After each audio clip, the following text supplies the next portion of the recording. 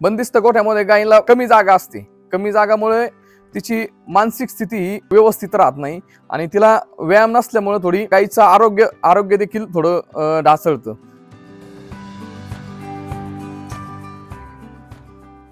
नमस्कार शेतकरी बंधूंनो, मी दीपक नरवडे, कन्हैया ॲग्रो। आज आपण पाहणार आहोत बंदिस्त गोठा आणि मुक्त गोठा याचे फायदे तोटे। मुक्त गोठा म्हटलं तर मोकळी हवा आणि सूर्यप्रकाश याच्यामुळे गायीचं वातावरण प्रसन्न आणि शांतता राहते। 24 तास गायीला मुक्त गोठ्यामध्ये पाणी भेटतं। पाण्यामुळे दूध वाढीस मदत होते आणि गायीला जे बाह्यजीवी आजार असतात म्हणजे गोचिड पिसवा यापासून संरक्षण होते आणि गायीचे मुबलक पाणी आणि फिरायला मुबलक जागा असल्यामुळे गायीची जी रोगप्रतिकार क्षमता वाढते। मुक्त गोठ्यामध्ये सूर्यप्रकाश मिळाल्यामुळे व्हिटॅमिन डी ची कमतरता भरून निघते, तसेच कॅल्शियम सुद्धा कमतरता भरून निघते। त्याचप्रमाणे मुक्त गोठ्यामध्ये गायी सारखी चालत असल्यामुळे व्यायाम होऊन तिची रोगप्रतिकार क्षमता वाढून दूध वाढण्यास देखील मदत होते। त्याचप्रमाणे मुक्त गोठ्यासाठी बांधणीचा खर्च हा जास्त प्रमाणावर नसतो। मुक्त गोठ्याचे आता आपण तोटे पाहूयात।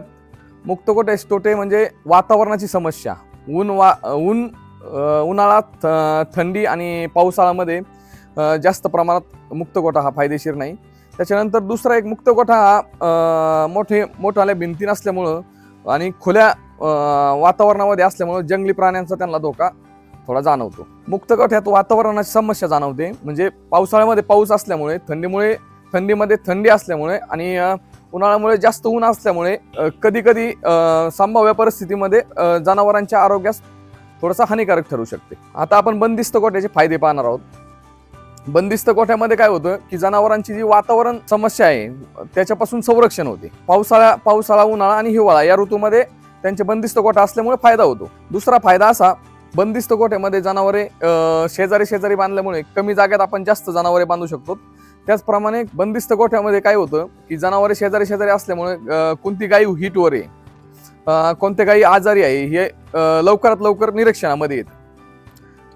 यानंतर आपण बंदिस्त गोठ्याचे तोटे पाहूयात। बंदिस्त गोठ्यामध्ये जनावरे हे शेजारी असल्यामुळे जे संसर्गजन्य आजार आहेत ते लवकरात लवकर जनावरांमध्ये संक्रमण होतात। म्हणजे उदाहरणार्थ गटसर्प, लाळ्या, खुरकूत यासारखे आजार जर बंदिस्त गोठ्यामध्ये जनावरे शेजारी असतील तर त्यांच्यामध्ये लवकर संसर्ग होतात।